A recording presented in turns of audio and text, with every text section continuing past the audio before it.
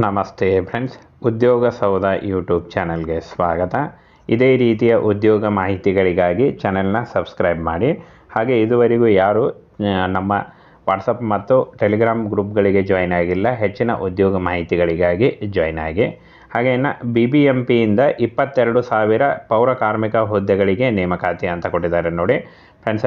DC office ಅಥವಾ ತಹಸೀಲ್ದಾರ್ ಆಫೀಸ್ನಲ್ಲಿ ನೇಮಕಾತಿ ಆಗುತ್ತೆ. 22,000 ಹುದ್ದೆಗಳು ಖಾಲಿ ಇದೆ ಅಂತ ಹೇಳಿದ್ದಾರೆ. ಈ ಒಂದು ಹುದ್ದೆಗಳಿಗೆ 8ನೇ ತರಗತಿ SLC ಆದಂಥ ಬೋತ್ ಮೇಲ್ ಆ್ಯಂಡ್ ಫಿಮೇಲ್ ಅರ್ಜಿಗಳನ್ನು ಸಲ್ಲಿಸಬಹುದಾಗಿರುತ್ತೆ. ಹಾಗೆ ಈ ಒಂದು ಹುದ್ದೆಗಳಿಗೆ ಆಯ್ಕೆ ಆಗುವಂಥ ಅಭ್ಯರ್ಥಿಗಳಿಗೆ ಯಾವುದೇ ರೀತಿಯ ಲಿಖಿತ ಪರೀಕ್ಷೆ ಆಗಲಿ, ಯಾವುದೇ ರೀತಿಯ ಒಂದು ಅರ್ಜಿ ಶುಲ್ಕ ಆಗಲಿ ಇರಲ್ಲ ನೋಡಿ. ಜಿಲ್ಲಾವಾರು ಖಾಲಿ ಹುದ್ದೆಗಳ ವಿವರ ಅಂತ ಕೊಟ್ಟಿದ್ದಾರೆ.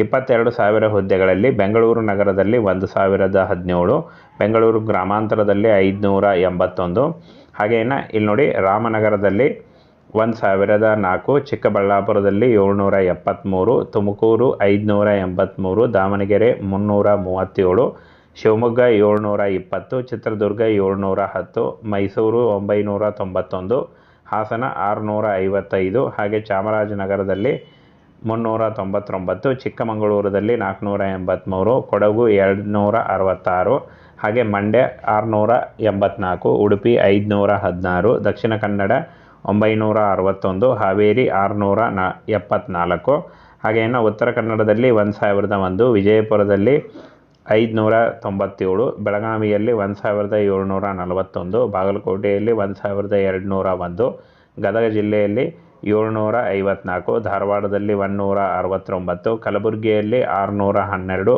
ಬಳ್ಳಾರಿ 571, ಯಾದಗಿರಿ 616, ಕೊಪ್ಪಳ 665, ರಾಯಚೂರು 890, ವಿಜಯನಗರ 635. 22,000 ಹುದ್ದೆಗಳಿಗೆ ಒಳಗೊಂಡಂತೆ ಜಿಲ್ಲಾವಾರು ಹುದ್ದೆಗಳ ನೇಮಕಾತಿ ನಡೆಯುತ್ತೆ ಫ್ರೆಂಡ್ಸ್. ಎಲ್ಲ ಜಿಲ್ಲೆಗಳಲ್ಲೂ ಕೂಡ ನೇಮಕಾತಿ ನಡೆಯುತ್ತೆ.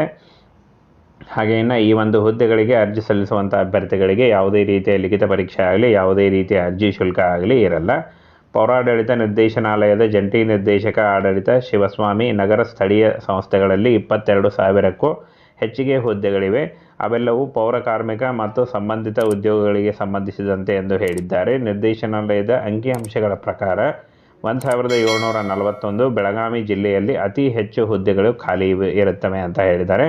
ಹಾಗೆ ರಾಜ್ಯದಲ್ಲಿ 31 ಜಿಲ್ಲೆಗಳಲ್ಲಿ 10 ನಗರ ಪಾಲಿಕೆಗಳು, 1 ನಗರ ಪುರಸಭೆಗಳು, 121 ಪಟ್ಟಣ ಪುರಸಭೆಗಳು ಮತ್ತು 115 ಪಟ್ಟಣ ಪಂಚಾಯಿತಿಗಳು ಸೇರಿದಂತೆ 300ಕ್ಕೂ ಹೆಚ್ಚು ನಗರ ಸ್ಥಳೀಯ ಸಂಸ್ಥೆಗಳಿವೆ ಎಂದು ಪುರಸಭೆ ಆಡಳಿತ ಅಧಿಕಾರಿ ತಿಳಿಸಿದ್ದಾರೆ ಅಂತ ಹೇಳಿದ್ದಾರೆ. ಈ ಒಂದು ಹುದ್ದೆಗಳಿಗೆ 8ನೇ ತರಗತಿ ಹಾಗೂ 10ನೇ ತರಗತಿ ಆದಂಥ ಬೋತ್ ಮೇಲ್ ಆ್ಯಂಡ್ ಫಿಮೇಲ್ ಅರ್ಜಿಗಳನ್ನು ಸಲ್ಲಿಸಬಹುದಾಗಿರುತ್ತೆ. ಇನ್ನು ಈ ಹುದ್ದೆಗಳು ಪ್ರಾರಂಭ ಆಗೋದು, ಈ ಒಂದು ಹುದ್ದೆಗಳು ಅಕ್ಟೋಬರ್ ಕೊನೆಯ ವಾರದಲ್ಲಿ ಶುರುವಾಗ್ತವೆ. ಅಕ್ಟೋಬರ್ 25ರಿಂದ ಈ ಒಂದು ಹುದ್ದೆಗಳು ಶುರುವಾಗುತ್ತೆ. ಯಾವುದೇ ರೀತಿಯ ಒಂದು ಲಿಖಿತ ಪರೀಕ್ಷೆ ಇಲ್ಲದೆ ನೇರ ನೇಮಕಾತಿಯ ಮೂಲಕ ಅರ್ಜಿಯನ್ನು ಸಲ್ಲಿಸಬಹುದಾಗಿರುತ್ತೆ ಫ್ರೆಂಡ್ಸ್. ಇದಿಷ್ಟು ಕರ್ನಾಟಕ ರಾಜ್ಯ ಸರ್ಕಾರದ ಹುದ್ದೆಗಳಾದ ಒಂದು ಪೌರಾಡಳಿತದಲ್ಲಿ ಖಾಲಿ ಇರತಕ್ಕಂಥ ಹುದ್ದೆಗಳ ಇನ್ಫಾರ್ಮೇಷನ್ ಆಗಿತ್ತು.